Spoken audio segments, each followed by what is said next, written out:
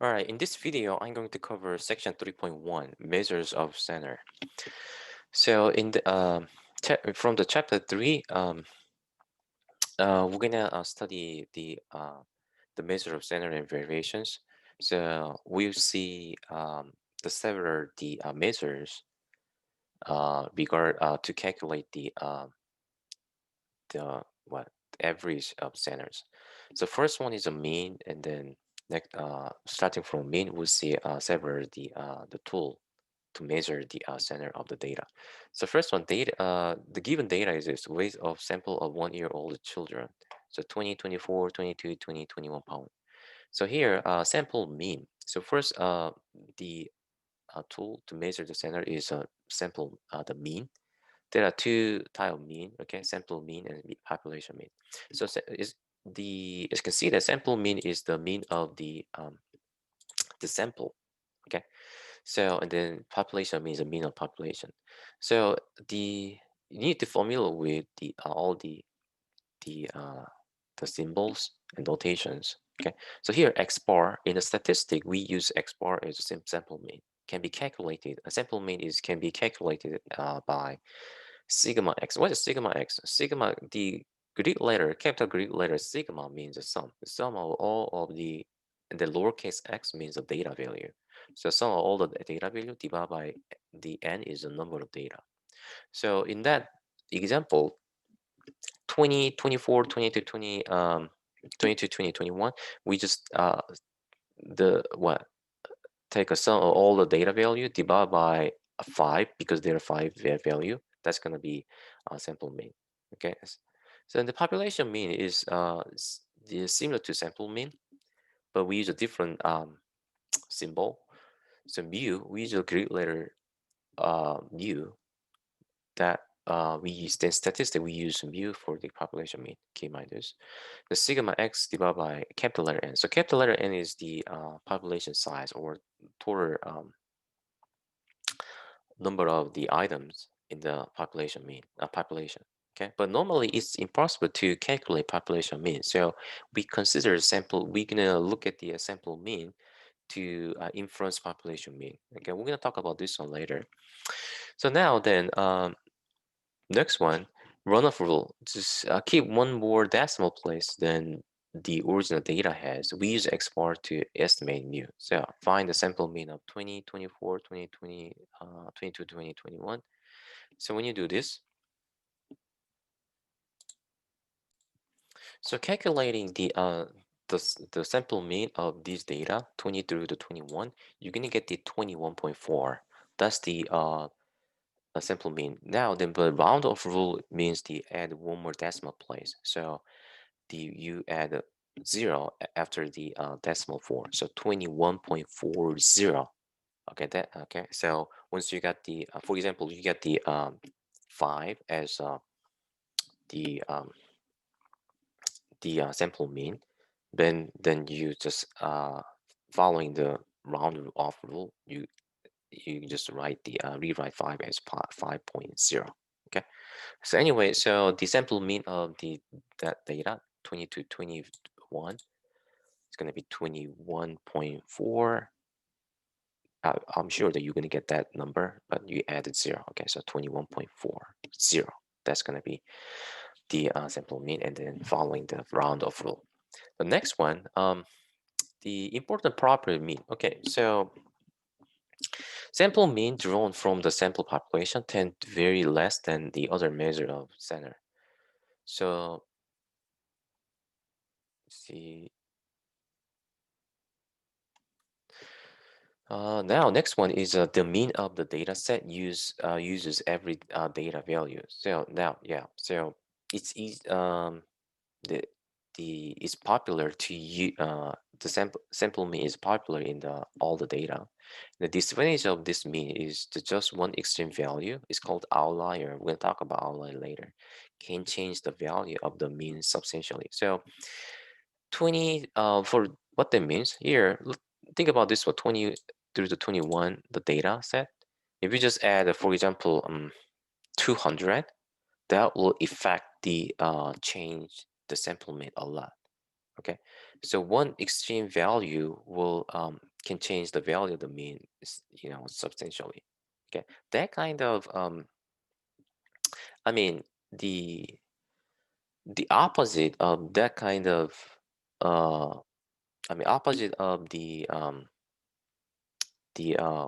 measure of standard having that property is called the resistance. It means this.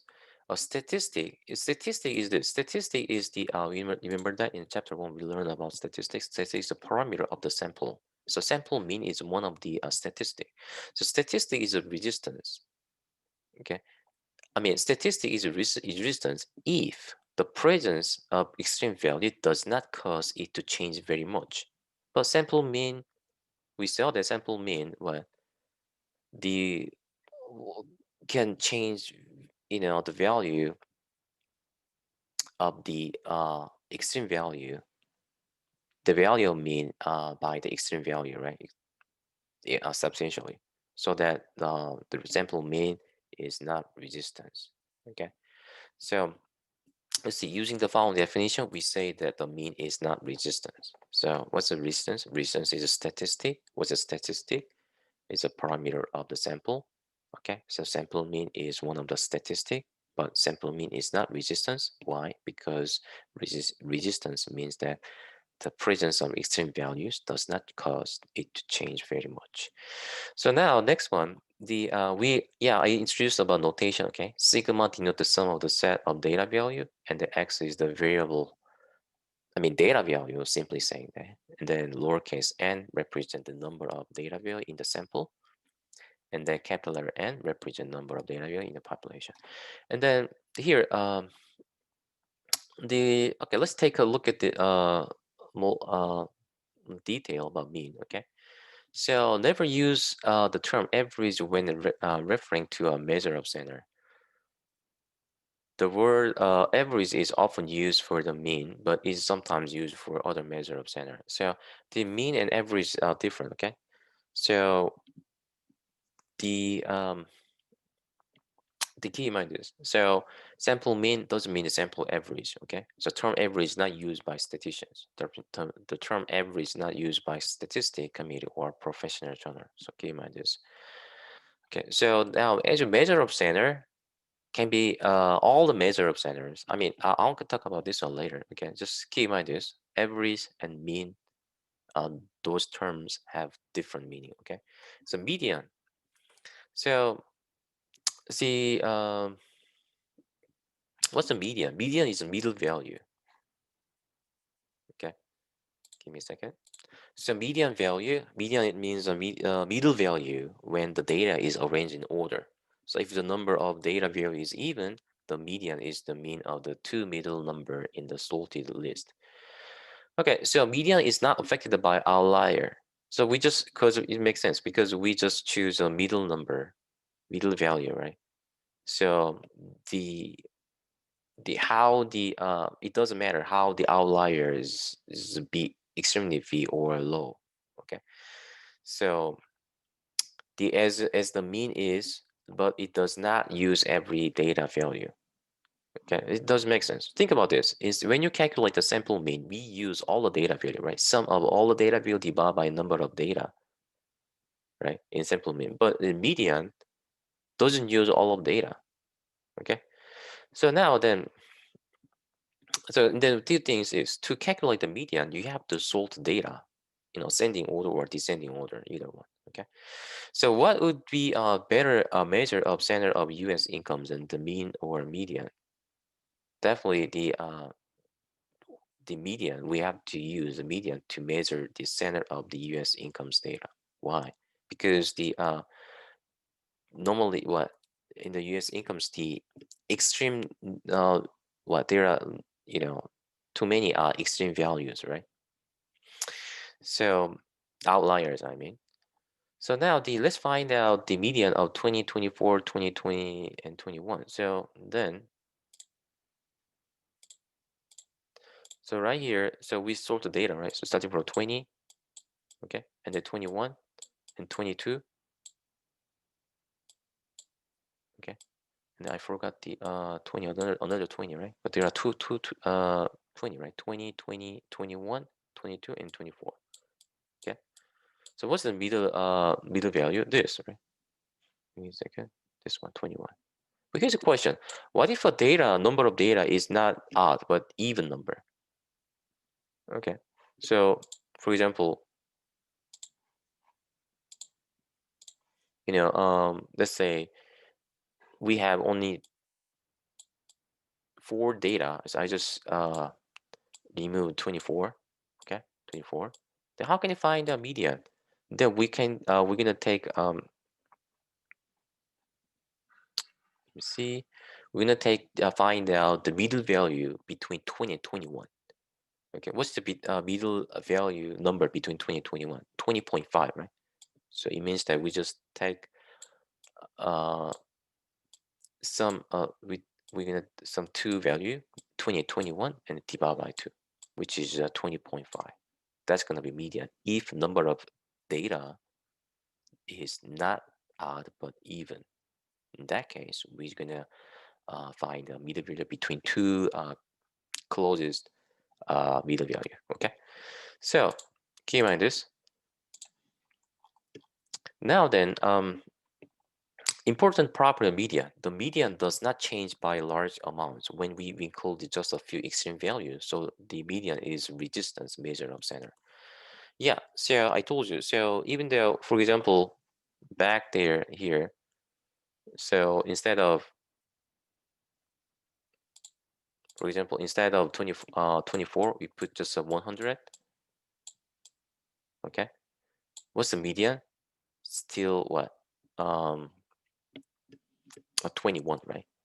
Even But what about the sample mean? Sample mean the will be changed substantially, right? Because of 100.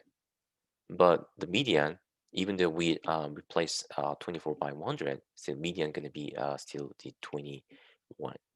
Okay, so keep in mind this. So median is resistant measure of center.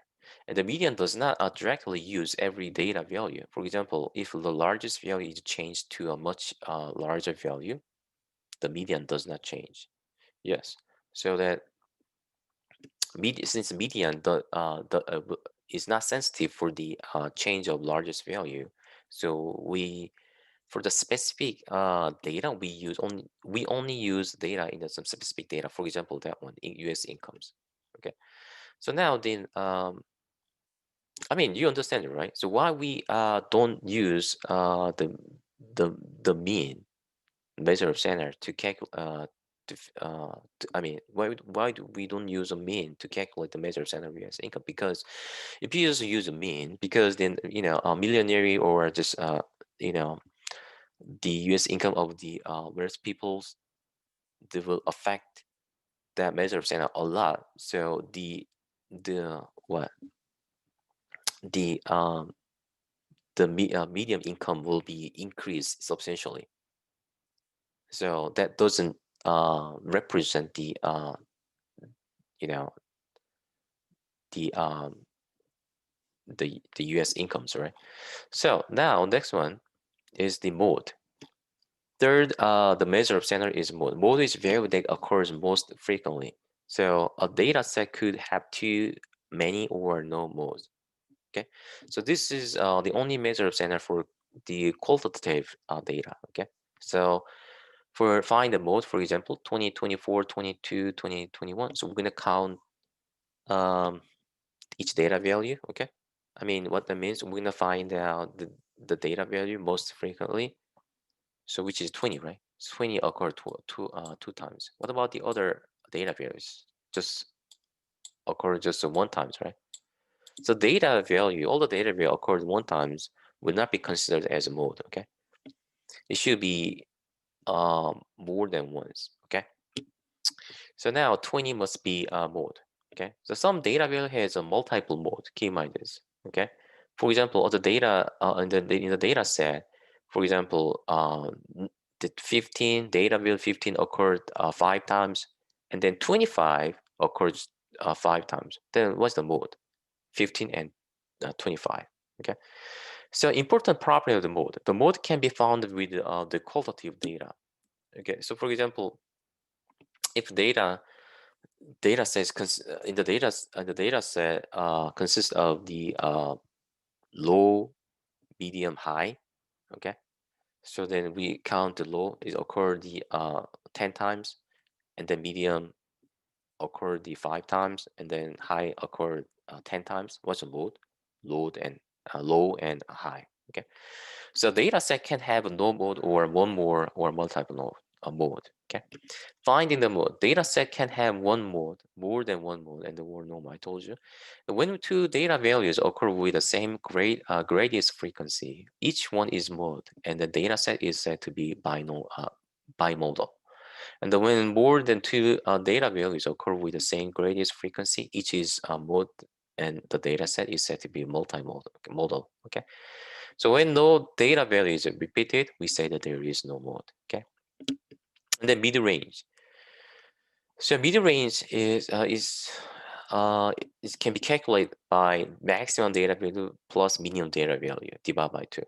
This is really sensitive to outlier because most of cases the maximum data and the minimum data represent these values um, likely to be outliers to be honest. Okay, so find the mid range here, then 24 minus 20 divided by 2. Okay, so which is 22, right? So now then next one, so let's important property of middle range. Middle range is recent? No, because the middle range will should be affected by the outlier, right? So it's very sensitive to extreme values. So mid range is not resistant. And then see important property of mid range. See continuously. So in practice, mid range is rarely used, but it has three redeeming features. First one, the mid range is very easy to compute. Yes, it's easier to compute than the sample mean, right? And then mid-range helps reinforce the very important point that there are, the several different way to define the center of the data set. Yeah, makes sense. And then the value of the mid-range is sometimes used incorrectly for the median. So confusing can be reduced by cleaning defining mid-range along with the median. So yeah, because median um, well, doesn't the median is not does not reflect the the outliers extreme values. So the as we just show the middle range along with the median, so the people can easily figure out the data set. Okay, so now the roundoff rule I told you, right? And then the critical thinking and measure of center, the example, please read those the slide by yourself. Okay. Now, next one is a mean from the frequency distribution.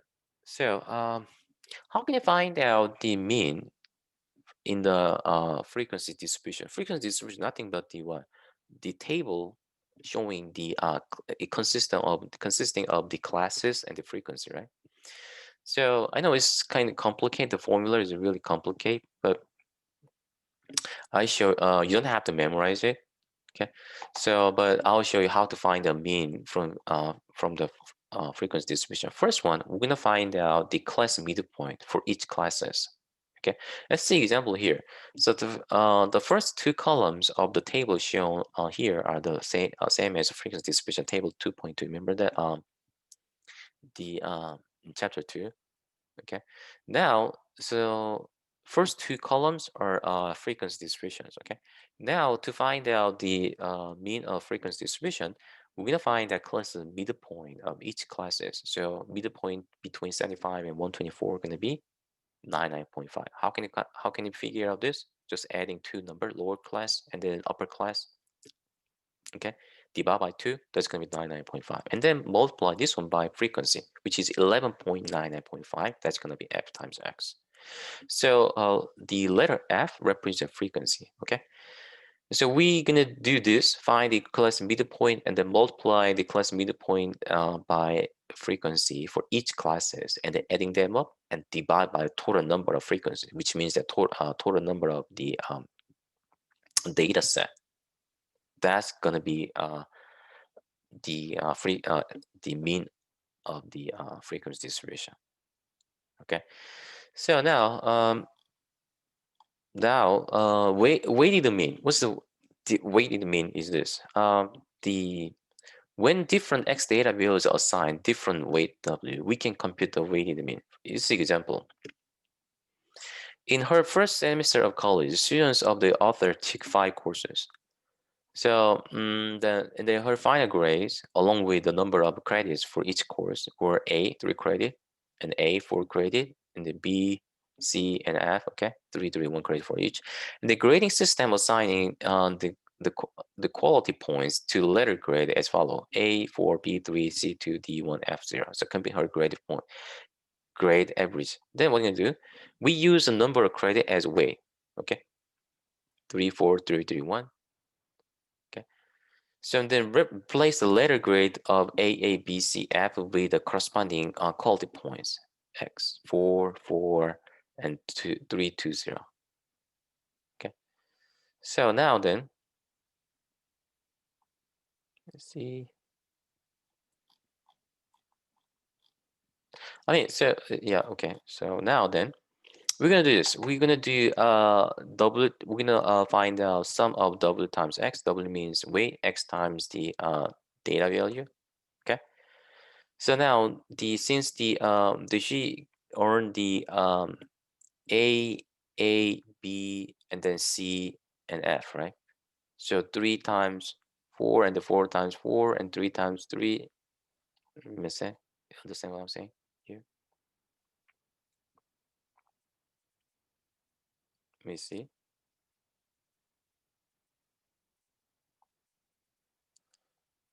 You see that? She earned the 2A, right?